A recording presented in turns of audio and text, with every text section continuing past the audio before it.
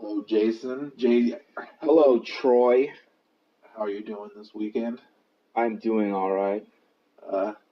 Glad to see you're still you've survived your washer woes. I guess. Man, yeah, the washer went out this weekend. I had to buy a new one.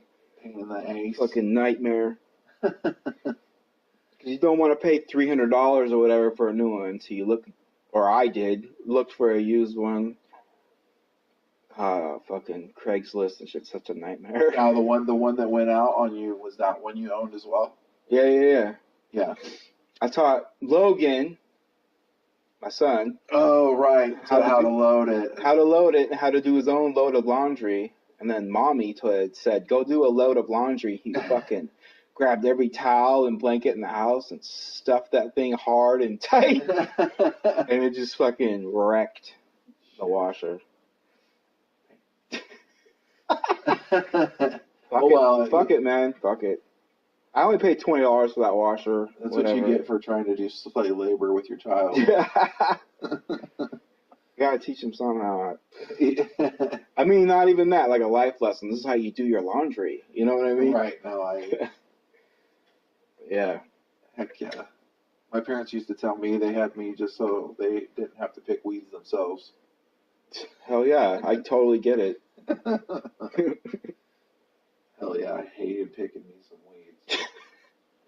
Sure like smoking them, though. Yeah, it's ironic. It's ironic what I do for a living at the moment.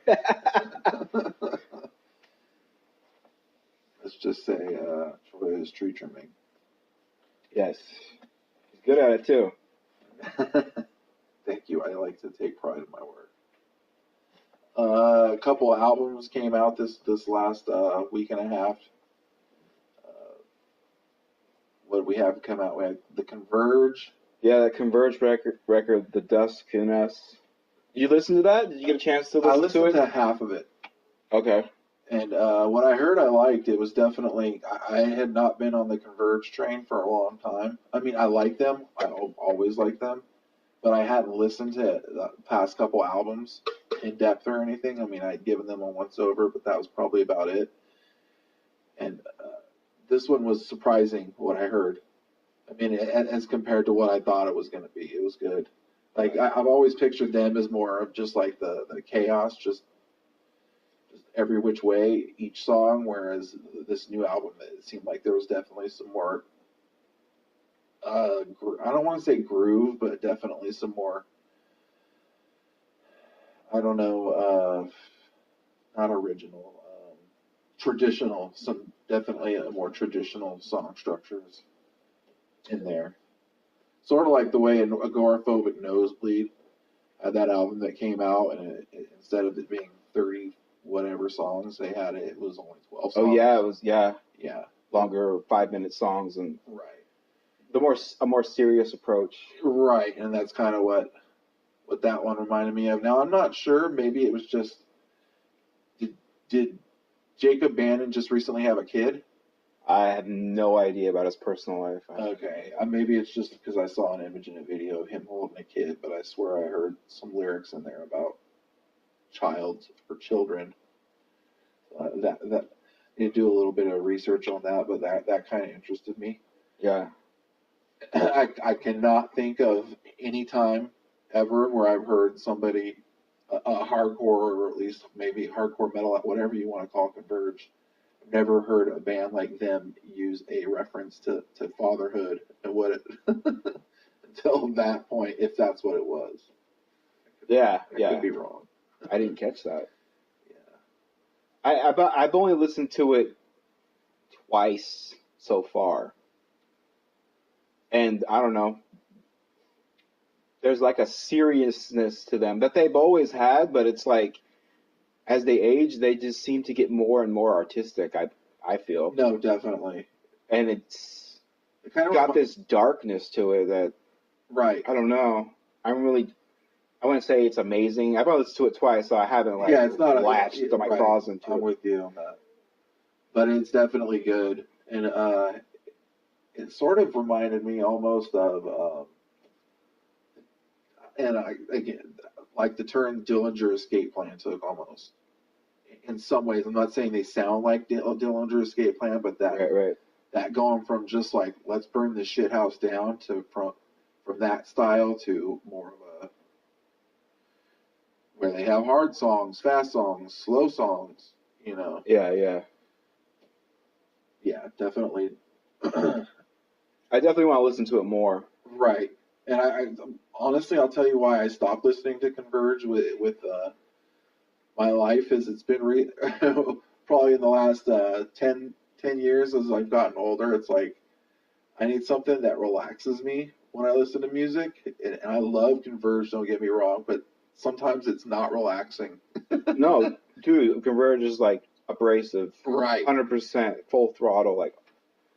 Right, exactly. And even the slower songs, there's just so much going on that you're just like, Right. It's like, do I really just want to turn something on and get smacked in the face like 20 million times? Right. You know, and I totally appreciate that, but it's just like recently, like even when it comes to, I'm learning like when it comes to why I like grindcore so much is because it's groovy. You know totally. I mean? Yeah.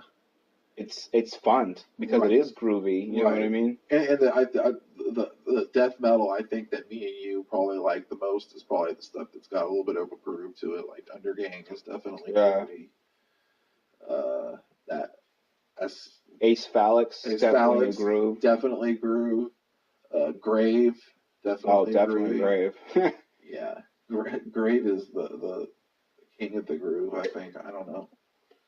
Grave is badass. Yeah, I was surprised. I think they're on album 10. I was like, holy shit. Yeah. Because when we got into them, it was the comeback record. Yeah, they only have two or three records out. Yeah, and we never even like heard them, cross paths with them. Right. And then I had that early one, and that was interesting because it was almost.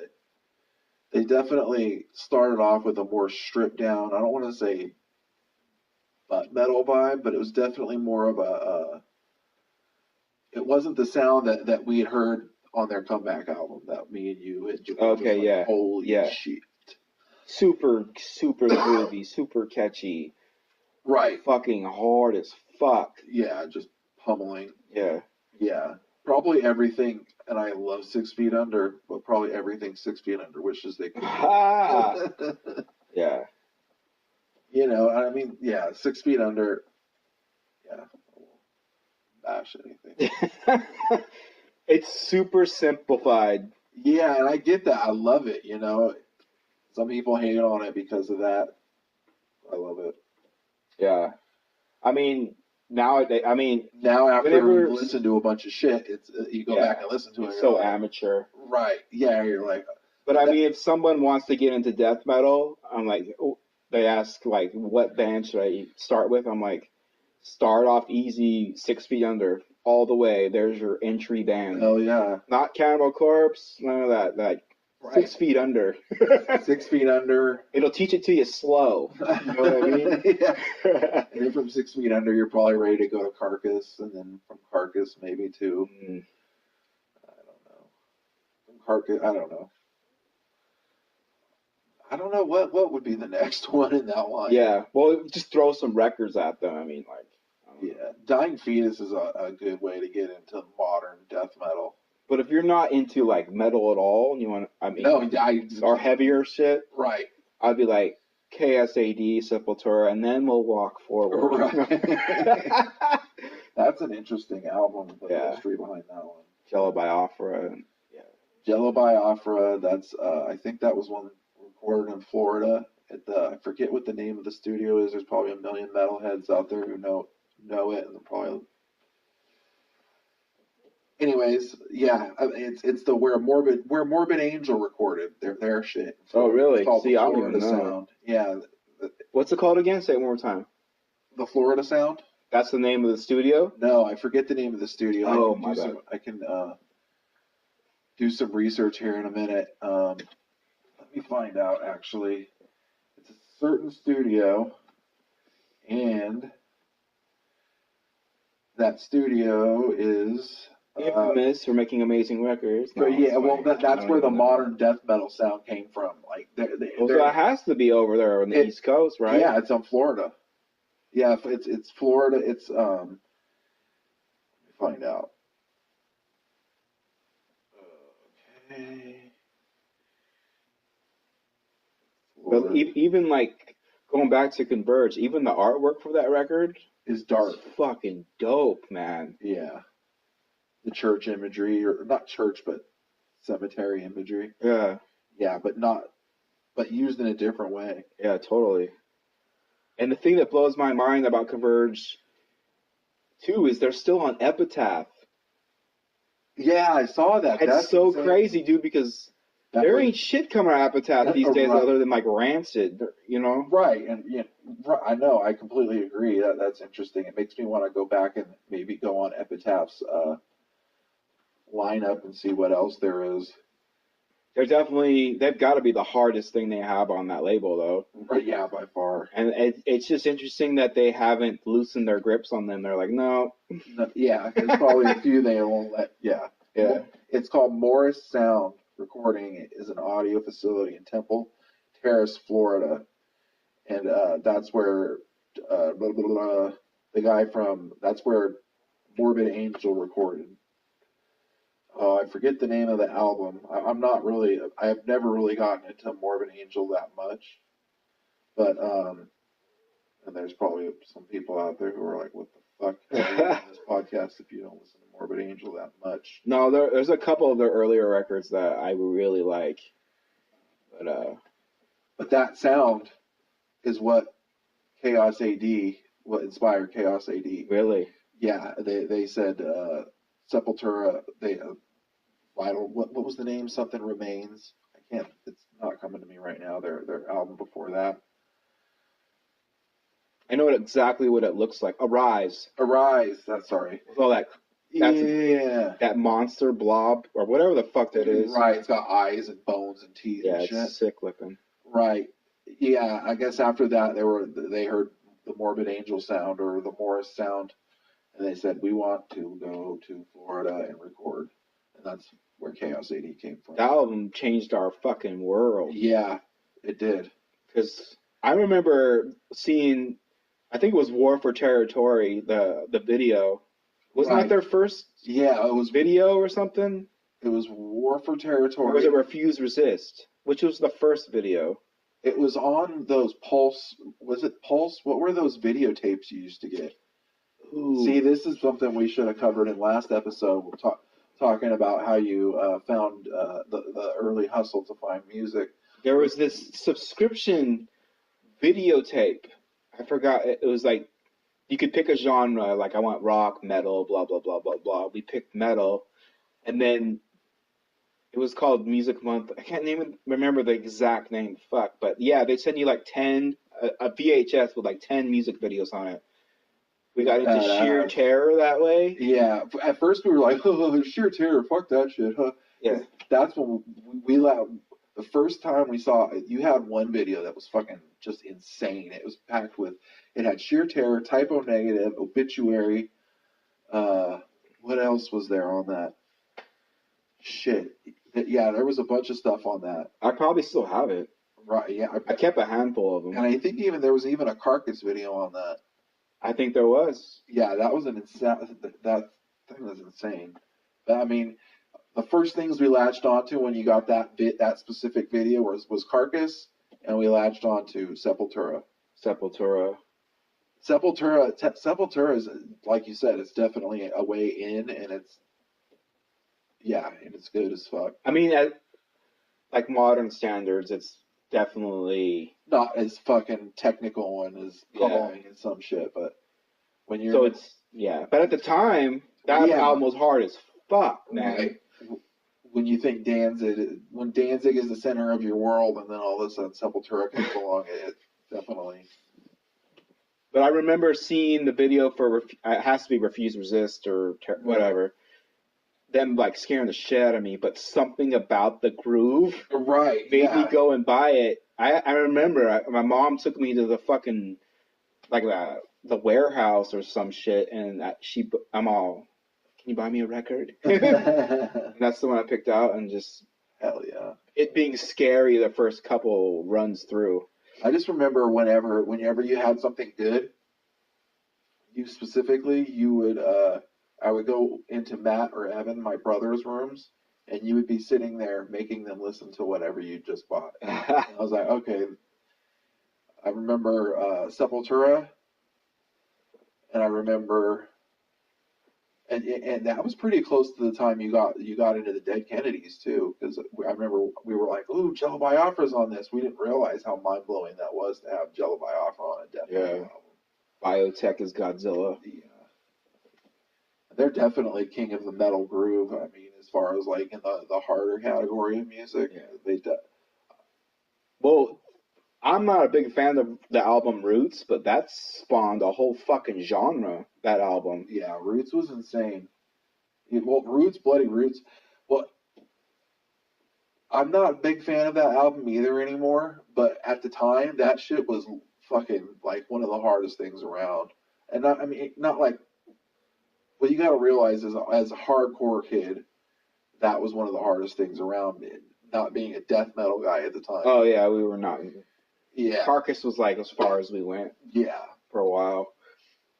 Yeah. And even then, we couldn't like wrap our heads around what Carcass artwork really was. Yeah. We were like, ooh, good guitar. We like it. Yeah. But, I mean, as we got older, we kept listening to it. Yeah, which is strange. Still, to this day. Totally, Heartwork is a great record. Okay. But super simple now that we listen to it millions of times. Right.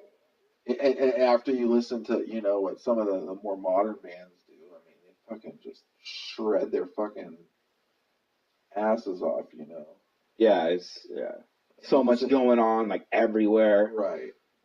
Right. You listen to... It's like the UFC of fucking music. It's just like... No rules. Full throttle. Right, how fast can you play, motherfucker? Oh, yeah, you can play chords and bars and... But I don't know what the fuck, but you know what I mean? I know musical... I was listening to an interview with Trent Reznor, and he said, I know musical theory, and I know all this shit about music, and whenever I sit down to do music, he's like, I try and forget all that. It's like, so it's just raw emotion. Right. Yeah. But I think... I don't know. I think death metal is probably a good description of that work. I don't know, that work ethic, I guess, of let's just see how far we can take it and how fast we can make it. Yeah. And yes, we know we're really good musicians, but we try to keep all that in the background. So I guess that's what I'm trying to say. Okay. I know exactly what you're saying. I feel similar, but I like the bands that are like, let's see how complex we can make it. Definitely. I'm like, fucking challenge me, motherfucker. Right. I mean, I love that shit, dude. Right. No, definitely. There's some... When did we... I don't know. What was the first really complex death metal album? I mean, I'd definitely be interested to hear from some of the fans, or from some of the people out there listening. We'd definitely like to hear some comments in the comment section about when you thought... an album you listened to and you thought, wow, this shit is really complex. I don't know, maybe you couldn't wrap your head around it the first time, or maybe you just listened to it the first time and you were in awe of how complex it was. I mean, I think another good intro band, like I said earlier, was Dying Fetus, and that's when I definitely realized, holy shit. Yeah. This is another level of playing. I mean, just... I mean, yeah. Dying Fetus, they are technical and brutal and everything, and it still doesn't come off as like, I don't know, too clean or too I don't know, that they managed to keep their shit fucking mean as fuck every album. So yeah, and did you listen to the new Cannibal Corpse? Oh fuck yeah, that was badass. I've been waiting to talk about that one. Red Before Black. My bad. Yeah. definitely. I'm guilty of not having listened to Cannibal Corpse recently. I have all the early stuff, and then I bought Gore Obsessed. Gore Obsessed was sort of, and then I hadn't listened to anything since. And I every time they had a new album come out, I'd put it on and let it play to see how, if anything popped out at me, and nothing ever did. But when I put this album on, my expectation was sort of the same, and I have to say it was completely different. I was really surprised with how brutal it was. Just straight good. I mean, raw production, really good breakdowns. George Corpse Grinder Fisher's vocals were fucking badass, I thought. Yeah. I don't know. Again, I haven't listened to any of the previous Cannibal Corpse for a while, but it was definitely not what I remember that I've been hearing recently. The one right before this record, name escapes me, but they definitely turned a page. Right. With that last record and this record going in the same direction. It almost has this like punk rock attitude. I was just thinking at hardcore. Yeah, like hardcore attitude, like this, like. Right. I'm feeling it. I'm happy to say that, and I don't know, the hardcore has managed to give something to metal music that metal music was missing, I think. And that's all. I agree. Yeah. The rawness, I think, was missing, and that's what hardcore and the sheer brutality of a breakdown. Yeah, without overdoing breakdowns, because for a while there was just like breakdown artists out there, and I'm like, what the fuck is this? Yeah, it's like 90% breakdowns and like a little bit of guitar. Right, and you're like, I mean, what? You can't overdo it. It's not good. Right. It's like make me work for it, Right. There's a band out there that's coming to mind. I don't want to talk negative about any bands. See, I can't even think of a band name because I listened to them, I didn't like them, and like immediately I'm not keeping that in my memory. Right. I'll just say it's Ingres of Addernsay. See, yeah. Rings of Saturn. No, I know. But I probably was like, gave it one chance, and I'm like, Yeah. I was like, okay, noodling. Wow. Yeah. Wow. Fuck. I can't take much more of this. Turned it off. Yeah, it's that technical stuff, dude. It fucking turns me off. It's just like, we get it, you're good. I mean, come on, man. Like Vector. Yeah. Is good. Okay, yeah. Like they take it right up until that point. I mean, in where you're like, you're going, and then they're like, and then it gets fucking raw and brutal, and you're like, okay, cool, we're back again. Okay. Yeah, I haven't given them much time. Yeah, I listened. I went on a little Vector kick for a little while. They're fucking badass. They're perfectionists with their albums. That's why they only have a few out. So that's what made me interested. Their artwork and everything is fucking spot on to their sound. Really? Yeah. Well, that's interesting because I like their album art. Yeah, their album art's fucking sick. It makes me want to hit the drawing board when I see it. By the way, keep your eye out. We have a new logo we're going to be unleashing on you guys pretty soon. Yeah, all 6 of you. Yeah, all 6 of you motherfuckers. We do this for you, man. Yeah. No, please though, if you think any of your friends would be interested in this podcast, please share it. We definitely. And please leave comments if you want to hear anything or if you want to interact with us, because we definitely that's part of why we do this. We want to put our finger on the pulse, so to speak, of what's going on out there in Sacto. I mean, cause we find out all sorts of shit like the day after, and that really sucks. Yeah. We could use some help in that category. Yeah. We put some time into that Exhumed record. Oh, Exhumed is the shit. Death Revenge. Exhumed, that album, more than anything, it reminded me of what I wanted Surgical Steel to sound like. The Carcass. It was Carcass record, yeah. You know what I mean? No, totally. Yeah, and it's badass. There's one song on it where they do a I don't know if it's a harmony or what, but they have some stuff on that album that really shocked me. Me too. It was totally unexpected. Like right. Some like really heartfelt, you know. Yeah. Yeah, interesting stuff going on there. And like the butt metal noodling at times. Yeah, yeah, that's Exhumed. I remember we saw them with.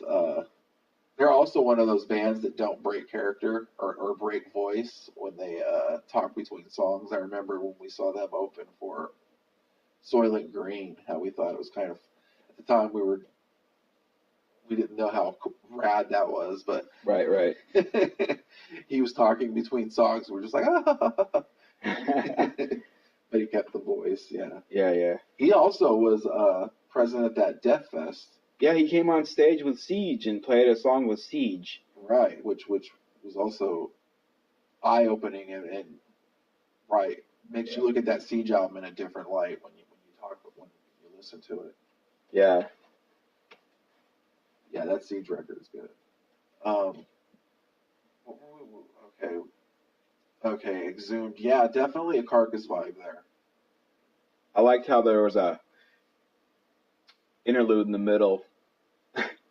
Take a break and then we'll continue the record. Right. And it's hilarious. Well, I guess it's kind of no shit they sound like Carcass. I sound kind of stupid because they're playing the genre that Carcass basically started. Yeah.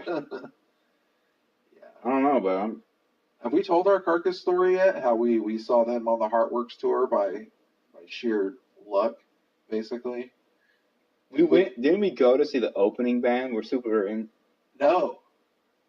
Because we hella liked the opening band. Well, no. We went and found their record at Tower Outlet. After we saw it on that Music Monthly. Gotcha. And Matt bought the CD, and my brother. And it was like $3 or some shit. Yeah, and we were like, holy shit, this is like one of the most brutal things in our world. Yeah. You know, and for kids in high school, that was pretty awesome to be listening to now that we look back at it. But we thought, by chance, because Carcass is out on the Heartworks tour, and we're like, oh, let's go. We're going to go to the Heartworks tour. Yeah. Who gives a fuck? We just want to see Carcass. Now, lo and behold, all these years later, that was an epic fucking time to see Carcass. Fuck yeah. Yeah. Their height, like that. With Life of Agony opening up. Yeah, brand new band. Didn't have a fucking album out yet. Right. Like released.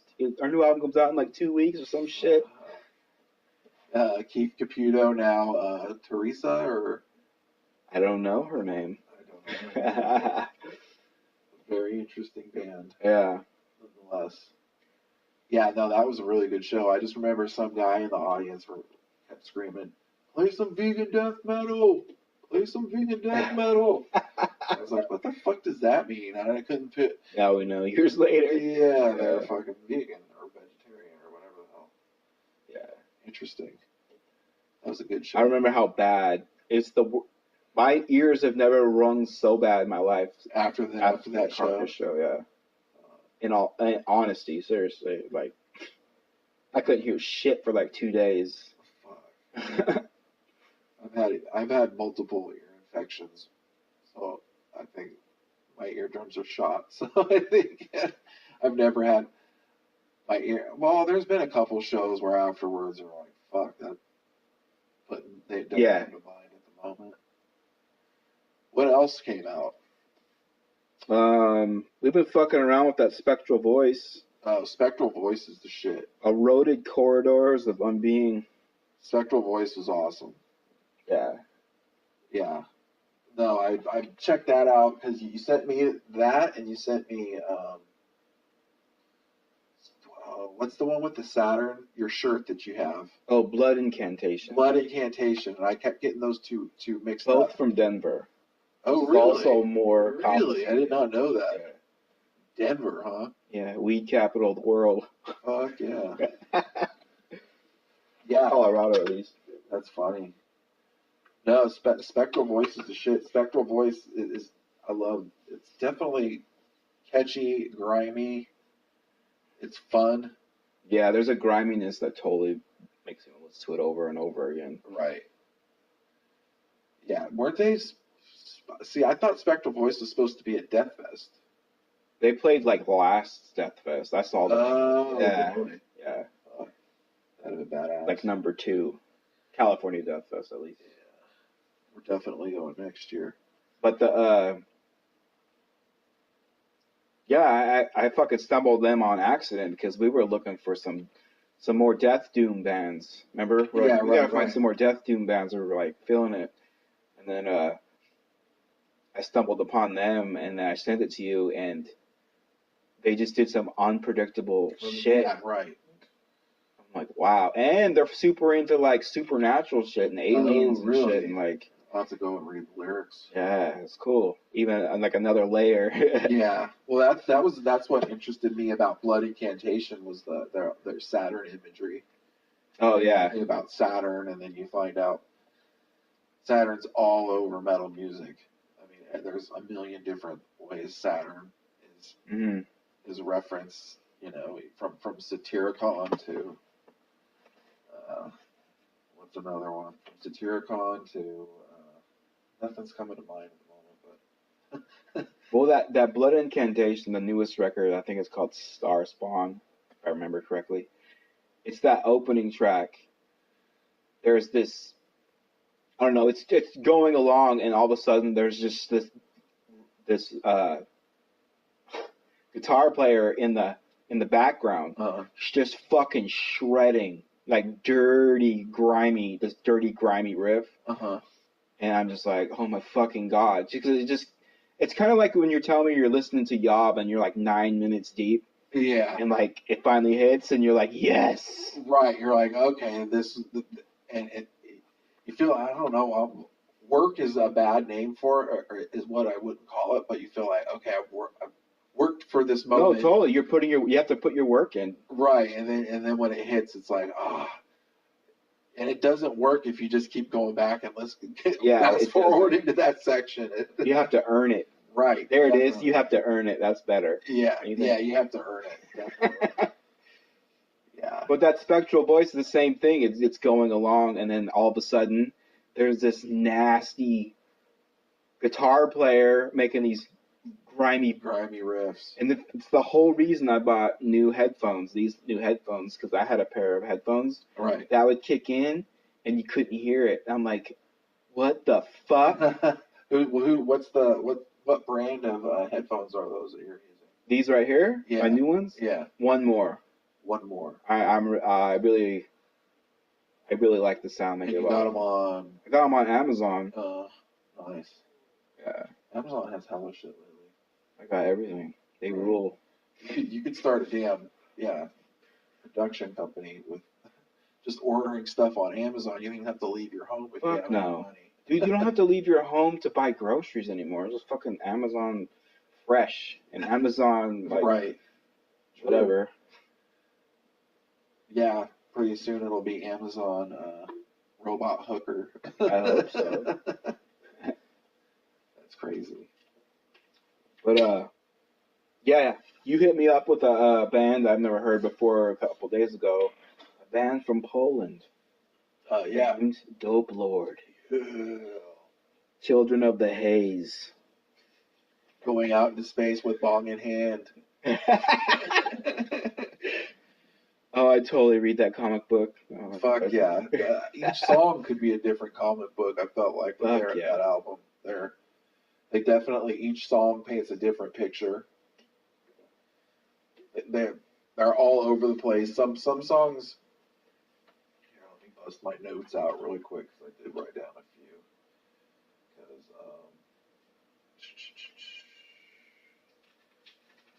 yeah, Dopelord-Children of the Haze. All the lyrics are really good. With some of these, some bands, you're just like, okay, shut the fuck up and just let me hear the riff.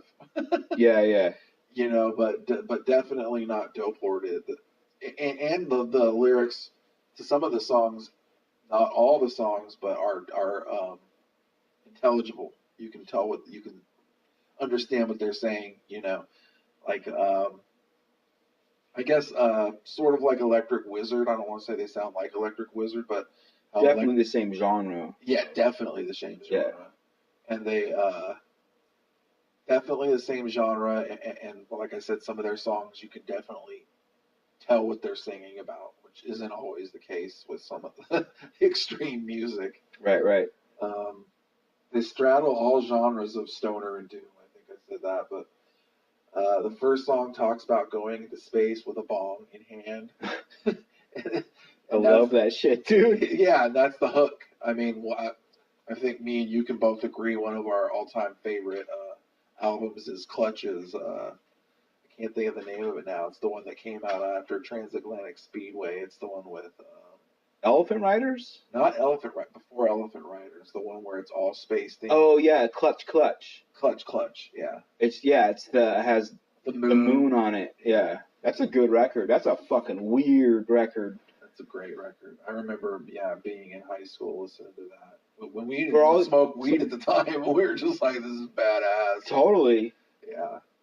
Some people ask me, I don't get Clutch, and if you guys, anyone out there doesn't get Clutch. It has, like, I think it's a picture of a moon on it, if I remember correctly. The album is bizarre. Right. and I mean, and it's talking about aliens or living underground, and like, there's this one song that was around the time that album came out. Sorry to cut you off really quick. No, totally. That album came out around the time that Area 51 started becoming known about. And that's why all the talk about Area 51 on that album. Really? Yeah. I didn't know at the time. Area 51 had been like only in the alien world out for probably like 6 years or so, and that's why. That's interesting. I never knew that. Yeah. But like that song, Dodge Swing. That's what I was. Yeah. I feel like I'm in a Dodge Swinger, like in space, floating around. It's fucking a trip. Get the fucking top down. Yeah. Chassis low.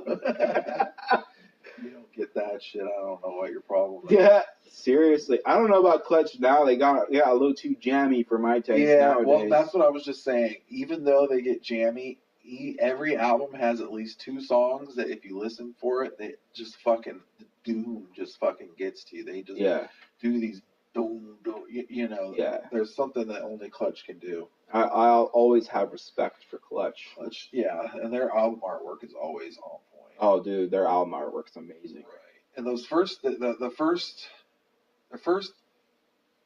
3 albums were like hardcore concept albums. Like Transatlantic Speedway was all about like the dirty South, the dirty Midwest, the dirty Midwest, and then Clutch came out, and that was a concept album that was all about space.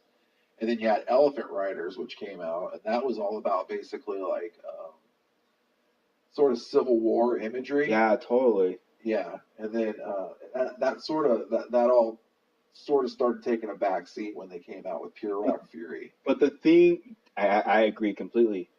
After Elephant Riders, everything was not the same for whatever reason. Right.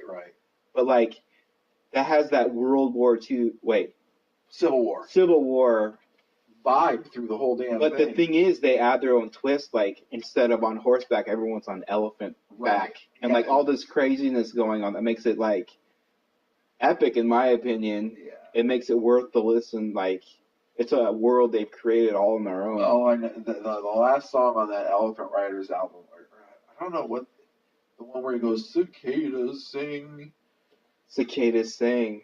You know what I mean? Yeah. Yeah, that's fucking.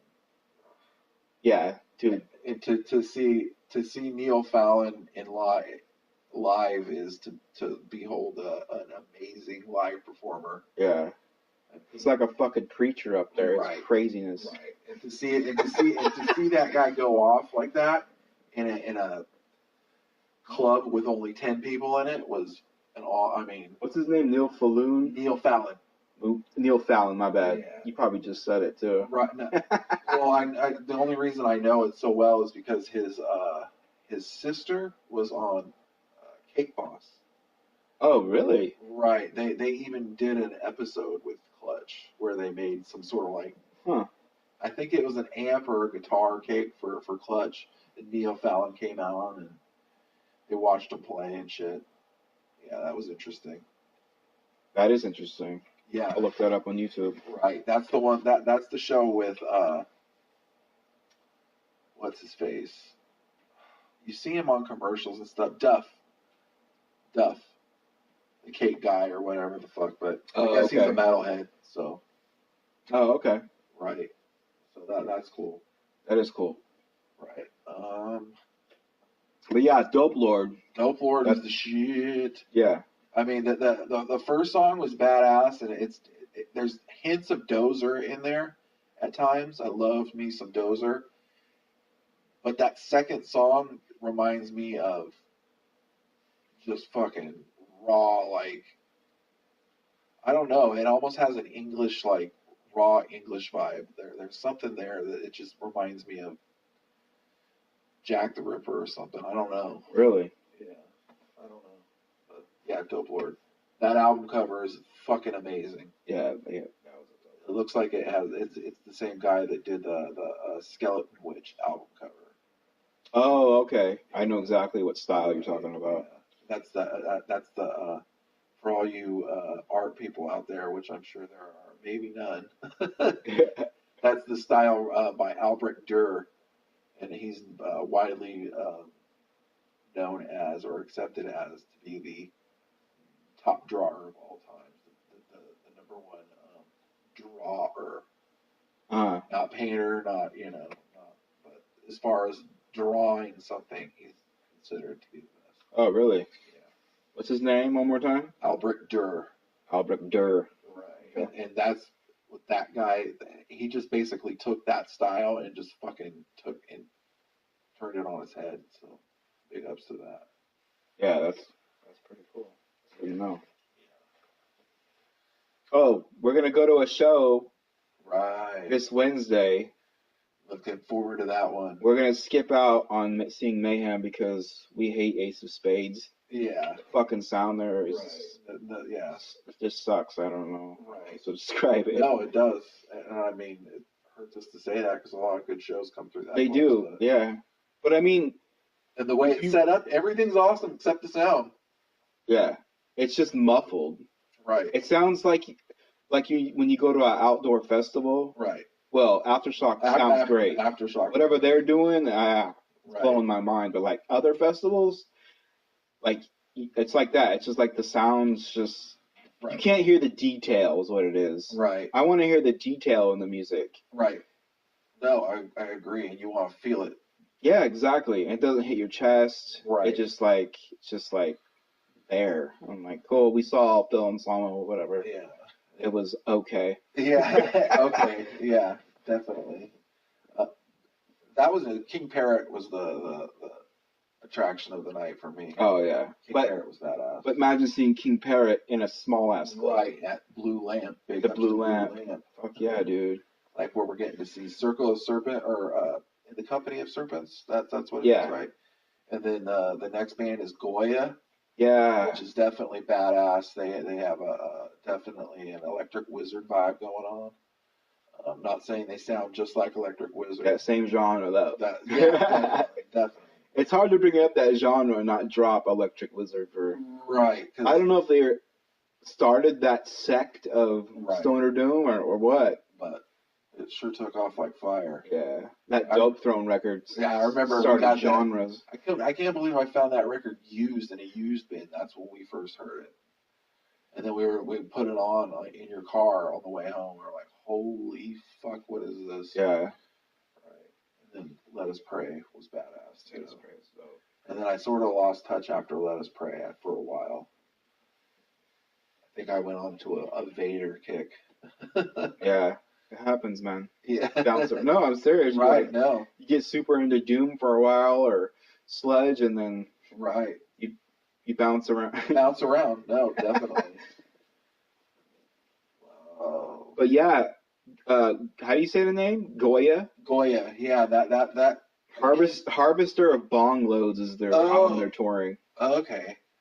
Again, going back to the Saturn thing, Goya is a reference to Francisco Goya, who's the guy who he had something called the Black Period, where he went crazy and he painted all these scenes on his walls in his house, and one of them is you can see is the cover to the Obsessed Lunar Womb. Yep, Lunar Womb. Yeah, that's by Francisco Goya. It's Saturn eating his offspring. Yeah, and that's from a I'm not up on my mythology at the moment, but that's from a Greek mythology somewhere. I guess that happened. Yeah, he said he's like the something of something, Yeah. god of something. Yeah, like I said, I can't remember what it is. Somebody out there, I hope, knows. But yeah, Saturn. There's definitely a lot of Saturn imagery going on in our world. Oh yeah. Yeah. Well, yeah, I've been hearing like seeing Goya live is going to be an experience. Yeah, that you sent me that that comment. Yeah, someone made. If you're not there, you're a bitch or something. Like yeah, that. if you're an Electric Lizard fan and you're not at the Goya show, you're a fucking poser. That's what someone put. So, and then I get an email from you saying, "Hey, well, let's get the Mayhem show. Yeah, let's go to." Well, I mean, they're a day apart, right? So I mean, yeah, that'd be a lot to take in. Yeah. Plus, I gotta take time off work. It's like Right. a whole mess, and I'm like, you know what? Fuck Ace of Spades and Mayhem. right? No, I agree. I mean, the only reason I want to go to Mayhem is to see Right. Immolation. Immolation. And the sound's not going to be 100%. So Right. fuck So it. yeah. Let's go get pummeled by 1,000-pound riffs. Well, I'm glad I went to Dimple. That's where I grabbed that flyer from on my way out. It was for that. Oh, show. really? Yeah, I didn't have shit in my pocket to buy anything with, but on my way out, I was like, I'm gonna load up on some flyers and see what's going on. Yeah. That was one of them, and usually if it's something at the Blue Lamp and there's some satanic imagery, sign me up. Yeah. Like what? I'm more like, I'll do my research on that, see what that's all about. Yeah. Well, I mean, that's how we've ended up at some crazy shows at the Blue Lamp just by, that Yawning Man and 16 show. Oh, yeah. We almost didn't go to that, and that fucking rocked our world. Rocked.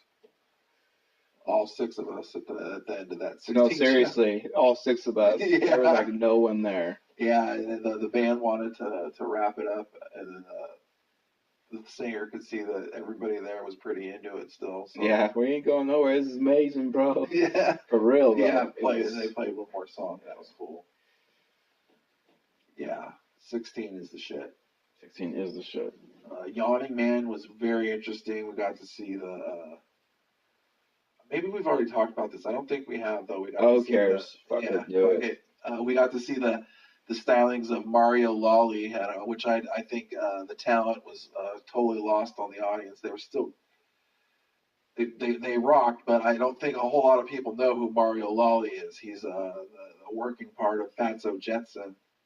And he's basically the guy who supplied the generators for the generator parties that basically got Caius started, and it's responsible for the Desert Sound now. When we saw Fatso Jetson, the only reason Fatso Jetson really came on my radar is because Fatso Jetson opened for the Obsessed. Oh, yeah. Back, which was fucking amazing. Yeah, that was a great show. Right, and Fatso Jetson was really good, and then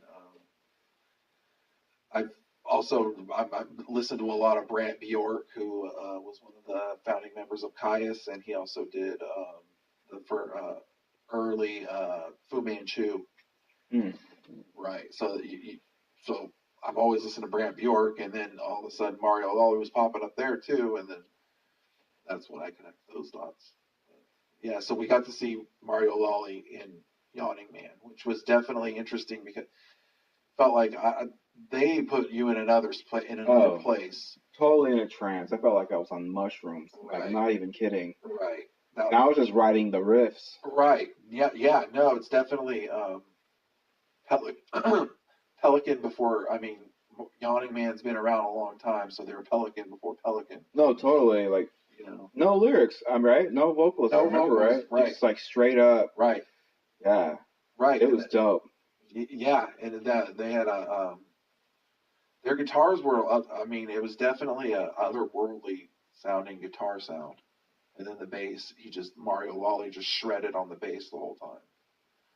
That was badass. Mario Lawley has a brother who he's in Fatso Jetson with too. Oh, yeah, really? Yeah. Okay. Yeah. Because in Fatso Jetson he plays guitar. Oh, really? Yeah, Mario Lawley does, and then his brother plays bass in that. Yeah. Interesting. Yeah, and then they from there, I mean, we can count off the bands that wouldn't be around if it weren't for those generator parties. Eagles of Death Metal, Caius. The whole Desert Sessions. Yeah, Fu Manchu. Sound. Yeah, and then they've worked with everybody now. I mean, Queens of the Stone Age. Queens of the Stone Age. I think PJ Harvey has been up in that mix. Oh, wow. From time to time. PJ Harvey's really. You know who's a part of that now? Who? Twiggy Ramirez. Really? He put a whole album out with like a bunch of those desert rockers. Really? It surprised the shit out of me. Actually, pretty good. Name escapes me now, but he wasn't in. He's not the Marilyn Manson guitarist that was. Oh, he was. That's him. Fuck. I was hoping not. I mean, the projects he's doing now are dope. If that's what your no, is. He didn't rape the chick, right? What? Oh, you didn't hear that? No, Twiggy. Is he the guitarist for Marilyn Manson too? Yeah, Twiggy Ramirez. My brother told me he found. Actually, let's clear this up right now because. Yeah, we're putting starting with rumors. Right. Let me. Yeah, but Goya dude is from Phoenix, Arizona, which is interesting. The only other band I can think of from Arizona is, if I remember correctly, is the Meat Puppets. But that's just. Yeah, I know.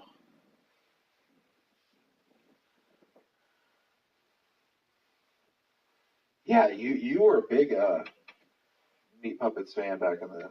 Yeah, their first two records. Right. And then from there you can go to Red Cross, and Red Cross is sort of up in the sludge thing. Let's see here. I hope not, dude. So I know. I've got good memories of seeing Twiggy live back in the day.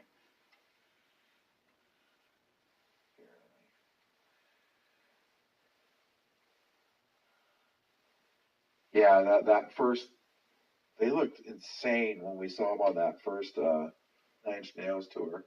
Yeah. Like in Marilyn Manson's prime. Well, not in prime. Like the first album. Portrait of an American Family.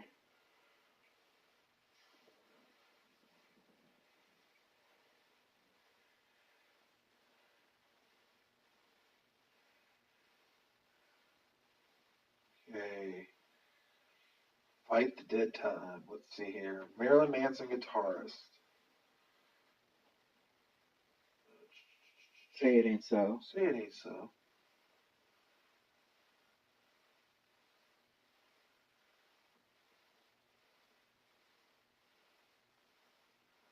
I'm only seeing.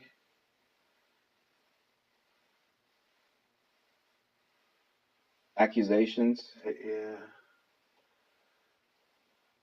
Let me see here.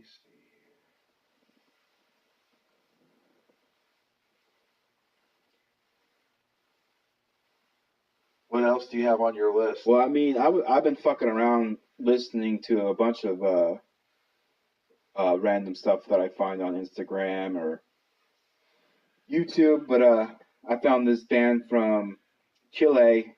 He is. Longtime bassist. Is? Yeah, longtime bassist for Marilyn Manson. Twiggy Ramirez has been accused of rape by Jessica Adams, lead singer in the band Jack Off Jill. Oh, yeah. You remember that? Yeah, I remember them. Adams detailed the alleged assault in a lengthy Facebook post, writing that she and Ramirez entered into a relationship. I don't even want to. Okay, at least we know what happened. Right. But yeah, I guess the only reason Marilyn Manson didn't play at that Aftershock show, like you said, was because the irony of it all was, I guess, a cross fell on him and damaged him. Yeah. Pain was excruciating, apparently. But yeah, I found this band from Chile called Diabolical Messiah. I think I sent it to you. Maybe I haven't. The album's called Demonic Weapons Against the Sacred. Fuck yeah. And it's just fucking badass. Brutality. Fuck yeah. Dirty fucking death, like dirty death metal. But violent sounding. Nice. I love violence. No, I mean, yeah, that's what. Yeah. And then I found another band from Chile called Invincible Force, and the album is Satan Rebellion Metal. Badass. And it has a similar aggressive nature about it, but they're more of a black metal band. But there's this aggressive nature. Someone at work told me, like, all the bands that come out of Chile are just fucking angry. And he's proven correct, because that's two in the same day. I'm just like, holy shit, dude. Something's in the water there. Somebody's been fiddling with their butthole too long. Yeah, something. And we love it. It's good, man. Yeah, it's fucking aggressive.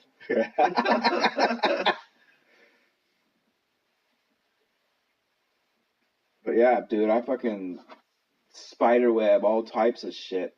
Right. From you and like just my own research and like every week I'm going through like album, you know. Yeah, tons of albums. Same as you. Yeah. No, I completely agree. Trying to think of, there was something that I listened to and I was like, oh fuck, I know you would like it. I think you probably sent it to me. Dopelord. Oh, Dopelord? Yeah, Dopelord was the shit. I can't think of it. Oh well.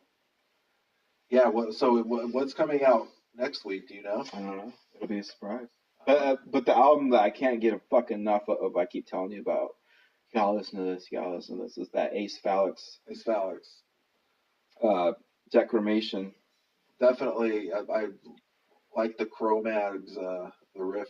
Yes. Cro-Mags. That's the style intro. Yes, that's the track that pulled me in.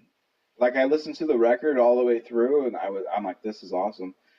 But you know, it was that track that made me come back for more. Yeah, Excremental Offering is the name of the track. Nice. And they do a Cro-Mags riff at the very beginning, and they play it like 4 times in a row, and then they take off from there. And then I went and listened to the Cro-Mags track.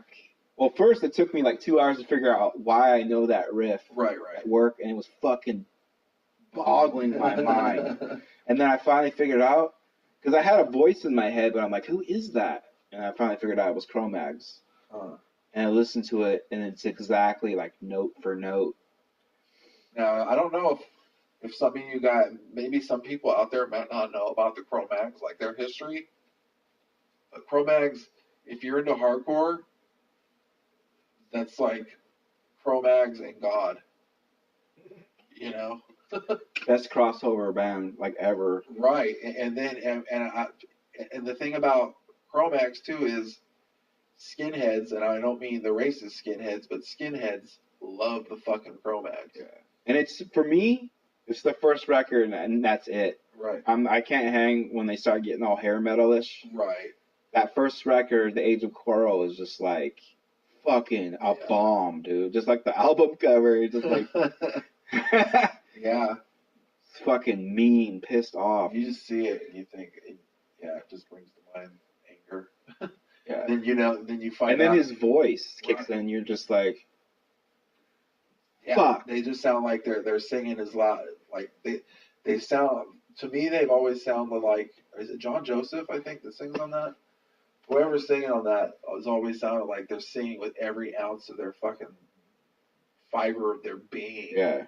You know, like they might be shitting their pants as they sing those lyrics. Plus, it has such a like street quality. Yeah, just it's New York too. I mean, it's pissed off. Right, and then you find out, Harley Flanagan, the bassist, has been drumming and playing in punk bands since he was 7 or 8 years old. So, they're definitely and it's weird too because they've been playing with on a lot of metal shows recently. You know what I mean? it definitely was never in the cards for me to think to even possibly maybe see Cro-Mags. Yeah, ever. Like they played at that I Hate God show. Yeah, we weren't not in Sacramento, not but the yeah, Sacramento one. part of their tour was with Capitalist Casualties was bad fucking ass. I mean, but Yeah. to see Cro-Mags with I Hate God would have been a lifelong dream. a lifelong dream. Yeah. Yeah, Cro-Mags, Harley Flanagan, hardcore metal crossover. I think to this day, that's probably why we were just talking about earlier in the podcast about the hardcore influence being really prevalent in metal today. I think Cro-Mags is probably one of the reasons. Agnostic Front is probably one of those reasons. Hatebreed on the newer tip is probably one of those reasons. You know, that just those bands, just the sheer heaviness of the breakdown is undeniable in those bands. So when you know, and that's because when we transferred from listening to metal to just being hardcore kids for a while, and I still love hardcore. It's still my blood. Yeah, you know, Totally. But when we went to hardcore, it was the brutality of the breakdown and the honesty of the things they were singing about. Yes, relatable lyrics for sure. Like right. About family life, about drugs, about fucking beating the fuck out of somebody, just like yeah, you know, about you know, and then the ability to keep going through shit day after day. Oh yeah, the hardships of life for sure. That was like the main focus of a lot of the bands. That's what hardships of life. Yeah, you know, these people know what we're talking about. Yeah, shit ain't easy. Shit ain't pretty. Yeah, you know, I mean, we loved Gorilla Biscuits, and I still love Gorilla Biscuits, and I love the things they talk about. But Blood for Blood rolled around. That's when fucking full of hate. Right. Gorilla Biscuits is what I'd like to be. Blood for Blood is what I am. Yeah, totally, dude. It's all about. Tell me if you agree or not, but it's all about "Spit My Last Breath." Fuck yeah. The first Blood for Blood record. That first Blood for Blood record is ungodly. Yeah. Pissed. Yeah. And then Revenge on Society. Yeah. Is also. Yeah. Not as good as the first, but it's still a good record. Right. Yeah. And then in the end they were still good, but it was more their lyrics that was holding them. Yeah, totally. That made me want. They started going an oi direction.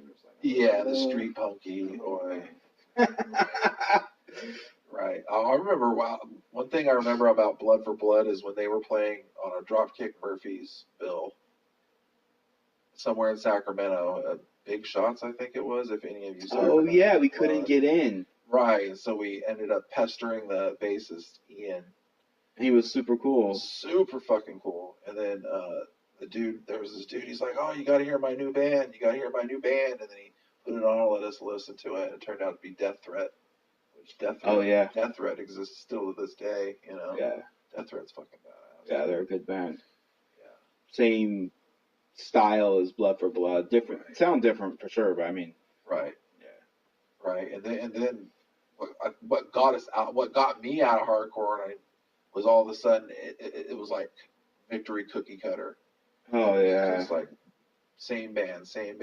All these, yeah. It was the explosion of metalcore. Right. I got so sick of it. I was just like, they all sound pretty similar. Right. You know. No, definitely. And that's all that was coming out, and I'm just like, whatevs. And we heard Soylent Green, and Today Is the Day, and a other handful. Yeah. Because we know it still exists, we just gotta find it. Right. What we fell in love with hardcore and. Yeah, no, definitely. You know, it's a hardcore band that still holds up is Redemption '87 from back in the day. Yeah, for sure.